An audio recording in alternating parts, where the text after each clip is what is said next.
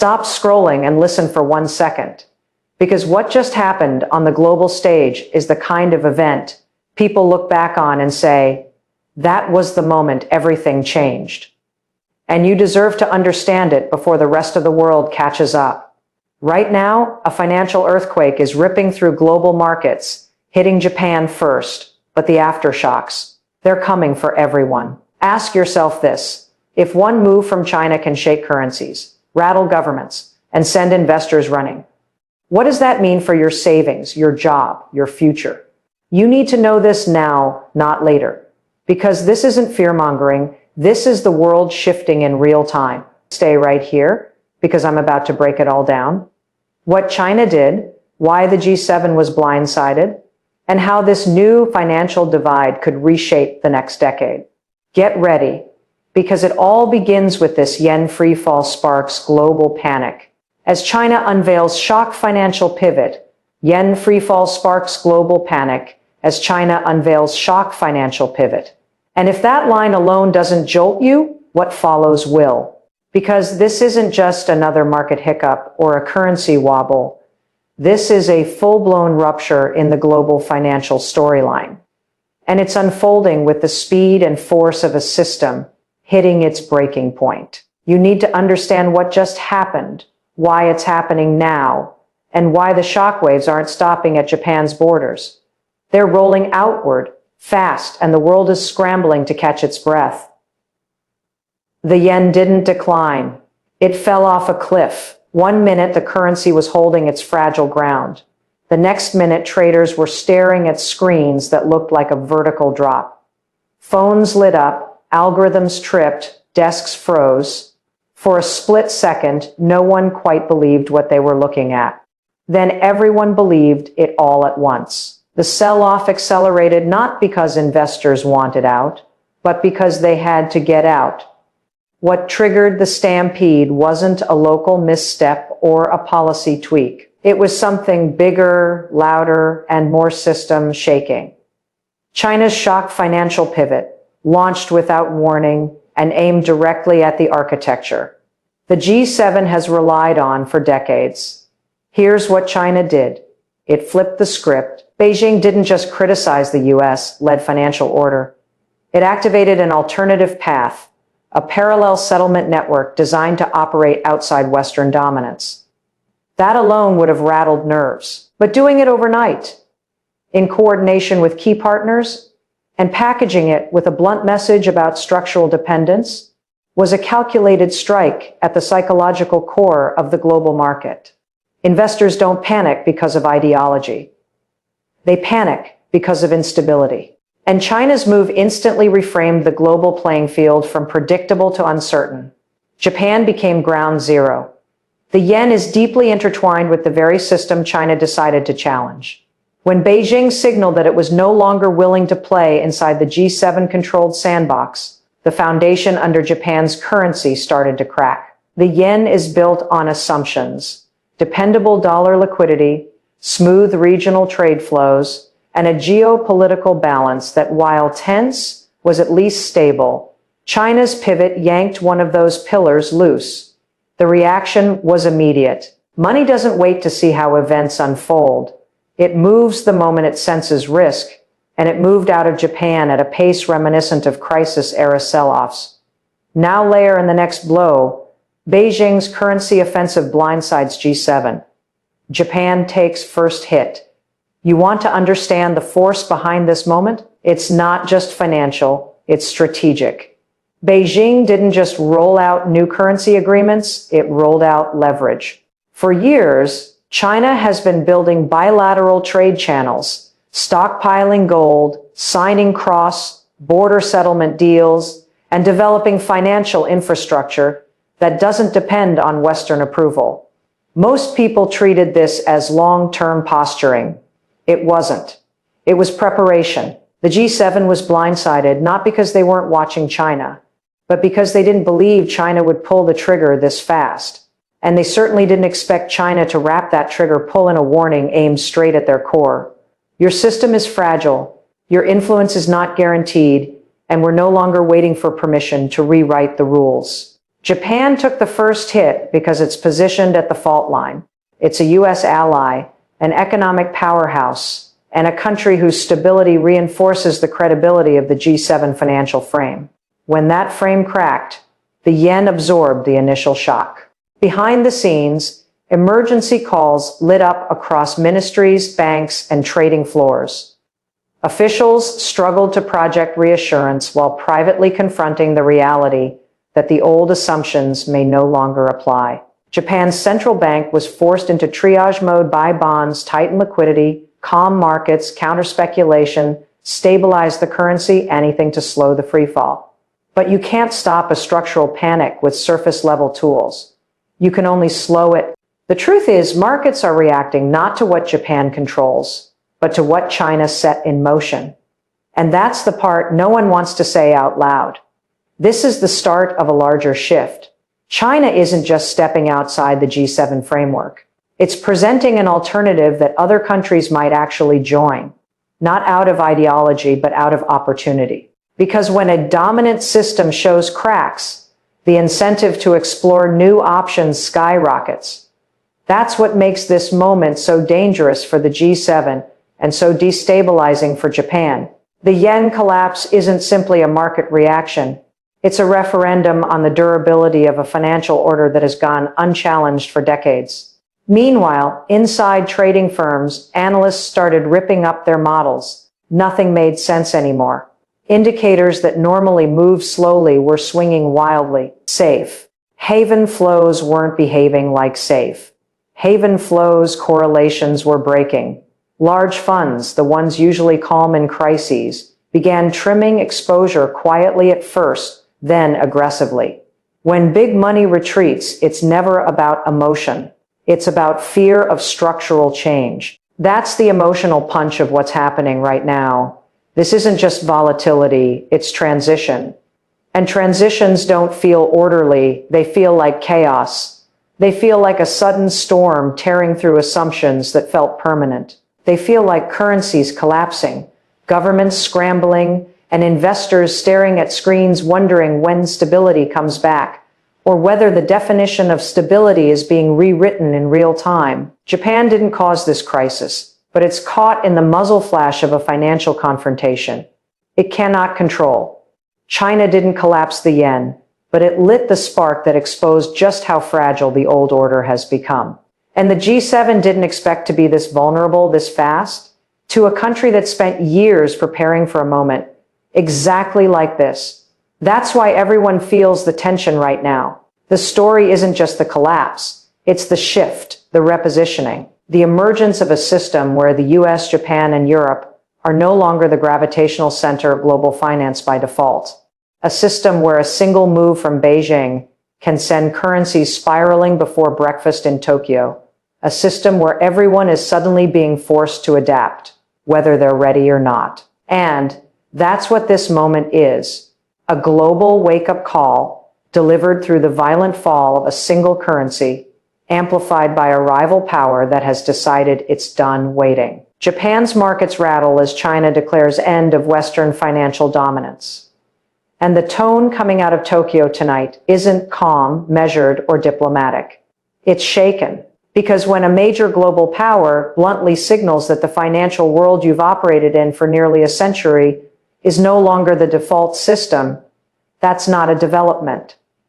That's a detonation. And Japan, positioned squarely between the G7 system it relies on and the rising alternative power just across the water, is feeling the shock with no buffer, no warning, and no room to maneuver.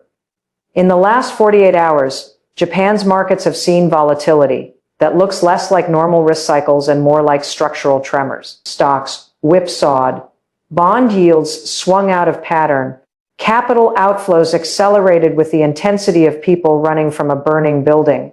What triggered this? China stood on the global stage and declared, with the confidence of a country that's been preparing for this moment for years, that the era of Western financial dominance is over. Not easing, not transitioning, not competing.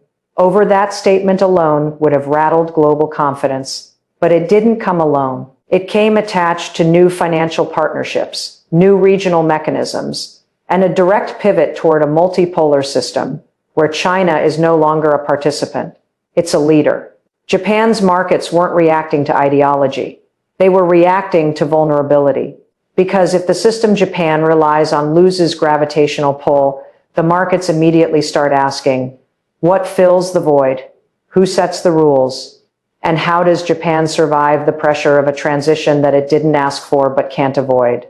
Tokyo officials tried to stabilize the narrative, but their language revealed what's happening beneath the surface. They know the ground is shifting, and they know they can't stop it. Japan's economy doesn't just operate within the Western system. It's structurally intertwined with it. The dollar is the backbone of its trade. Western capital is the foundation of its investment flows. G7 cooperation is the core of its diplomatic and financial security.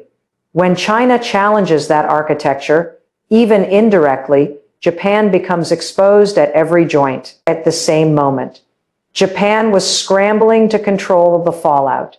Another development hit, like a second wave emergency alerts across Asia, as China launches new settlement block. And this wasn't some soft, slow rollout.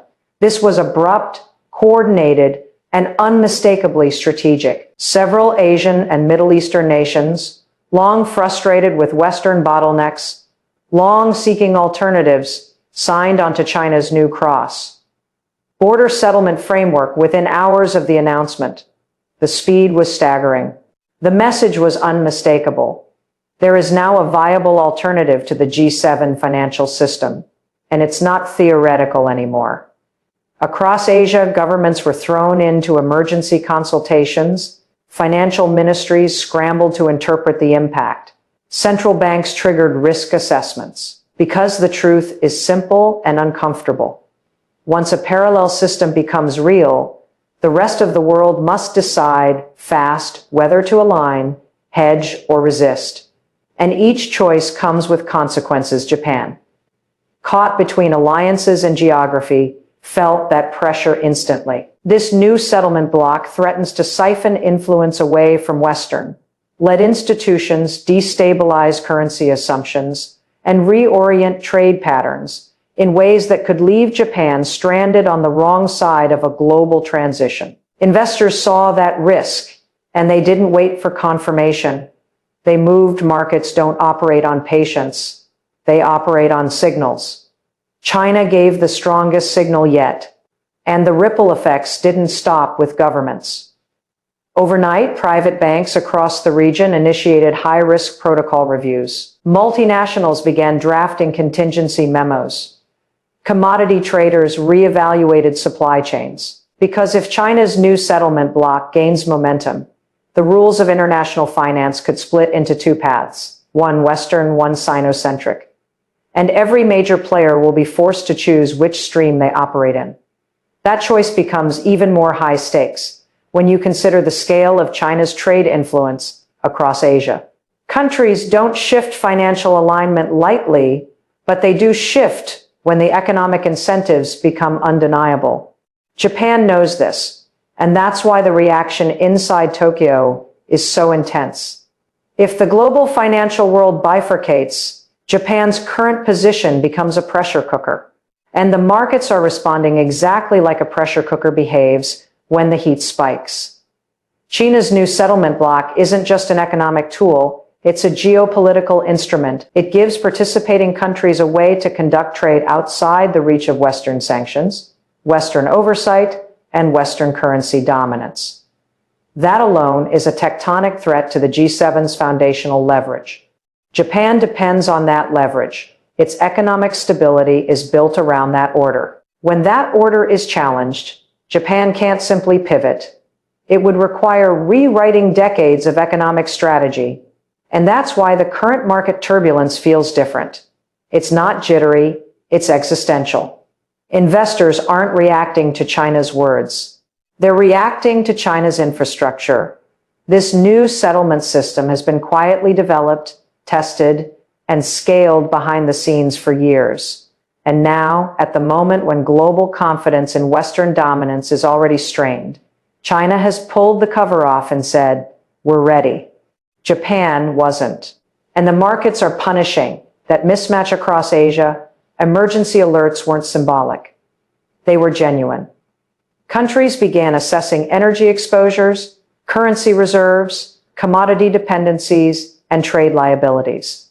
Because if China's bloc pulls even a fraction of regional settlement volume away from Western-controlled channels, everything changes. Capital flows, interest rates, trade balances, leverage structures, even diplomatic alignments.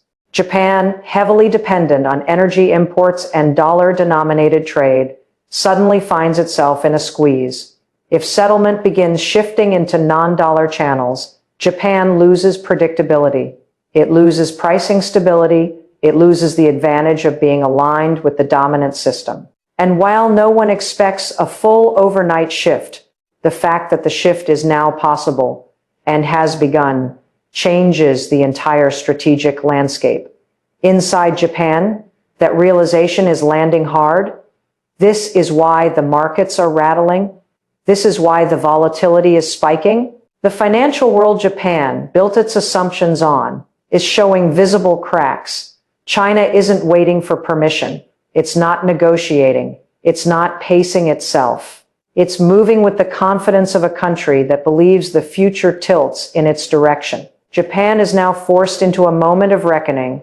Does it double down on the Western system as it comes under pressure? Does it attempt to bridge both worlds? Or does it get squeezed as that system and the new bloc pull the region in opposite directions? Investors aren't waiting for Japan to decide. They're making the decision for them in real time with capital flight, hedging behavior, and market repositioning. That's the story unfolding right now, not just a financial shift, but a systemic one, and Japan is standing directly at the fault line. G7 scrambles for response after China disrupts dollar-centric system.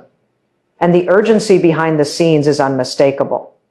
This isn't the usual round of coordinated statements, polite press releases, or half measures meant to reassure nervous markets. This is a full-speed red alert scramble inside the highest levels of global finance. Because what China did in the span of just a few days wasn't a symbolic challenge. It was a direct hit to the foundation of Western economic power, the dollar-centric system itself. And now the G7 is racing, not just to respond, but to understand the magnitude of what they're actually up against. Inside Washington, London, Brussels, Ottawa, Berlin, Paris, and Tokyo, the atmosphere is electric with pressure. You can feel the tension in the language officials are using. Urgent consultation, coordinated stabilization, rapid assessment, strategic impact review. That is the vocabulary of a system that just got blindsided. China's push to redirect settlement flows, activate alternative channels, and signal structural independence didn't just stir the markets. It struck directly at the circuitry of global influence. The dollar isn't just a currency. It's the backbone of Western leverage. It dictates sanctions, sets borrowing costs, shapes trade, controls risk, and anchors alliances. When China disrupts that, it challenges more than a financial framework. It challenges the geopolitical hierarchy built on top of it. Now, combine that with Japan's fragility and Europe's economic slowdown, and you have a G7 group confronting a scenario they long feared, but never fully planned for, a world in which China actively attempts to rewrite financial alignment. That's why the reaction has been frantic. Emergency calls between central bankers, overnight drafting of policy options, quiet outreach to major financial institutions, rapid-fire modeling of currency impacts. Because the fear isn't just that China is offering an alternative. It's that the alternative may actually appeal to countries that are tired of Western constraints, conditions, and oversight. While the G7 scrambles, another shockwave is hitting the system. Investors flee yen as Beijing rewrites regional economic rules. The capital flight out of Japan isn't happening in a vacuum. It's a direct response to the structural shift China put into motion. Investors aren't fleeing because they've lost faith in Japan. They're fleeing because they recognize the rules around Japan are being rewritten, and no one knows where the new boundaries are. The yen has become the market's pressure valve. It's the first place uncertainty shows up when the regional balance tilts. And right now, the tilt is undeniable. Beijing's message wasn't subtle. We're creating a framework where Asian trade doesn't depend on the West. That isn't just a financial move. It's a strategic one. It says the future of economic power in this region won't be determined in Washington, London, or Tokyo. It will be determined here under our architecture with our priorities. So investors did what investors always do when systems shift. They repositioned fast. And the first thing they dumped was yen exposure, because Japan, more than any other G7 economy, sits directly in the blast radius of China's ascent. Its supply chains run through China, its regional influence competes with China, its trade architecture relies on Western norms China is now actively challenging.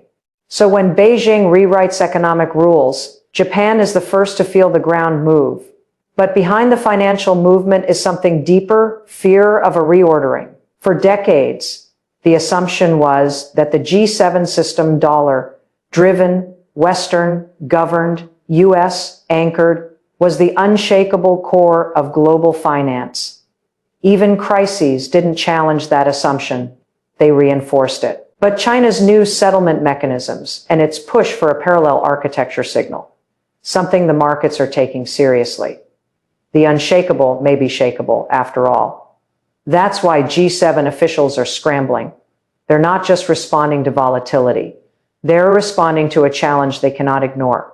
One that threatens their control over international flow, pricing, and leverage. One that shifts power from Western institutions to Sino-centric systems. One that puts Japan's stability at risk and Europe's slowing economy in jeopardy. One that forces a strategic realignment faster than anyone expected. Inside Japan, the panic is practical. Inside the G7, the panic is existential. The markets understand this. That's why money is pouring out of Japanese assets and into anything that looks like insulation. That's why risk models are being torn apart and rebuilt in real time. That's why every major global bank is initiating scenario planning, not for volatility, but for systemic bifurcation. Two competing financial worlds instead of one. And here's the part the G7 is struggling with. Once a parallel system gains traction, even marginal traction, it creates momentum. Momentum creates legitimacy. Legitimacy attracts participants. Participants shift power.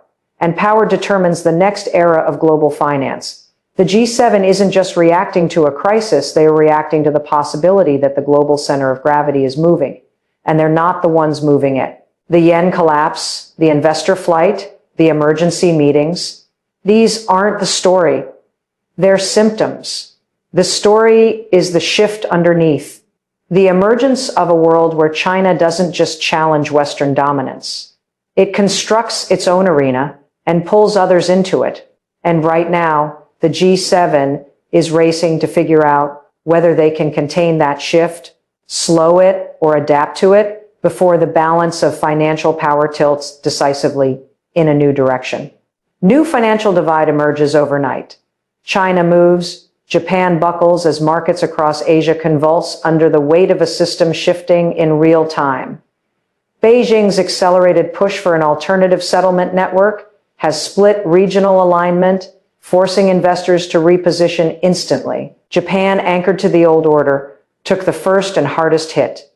Tokyo on high alert after China warns against structural dependence.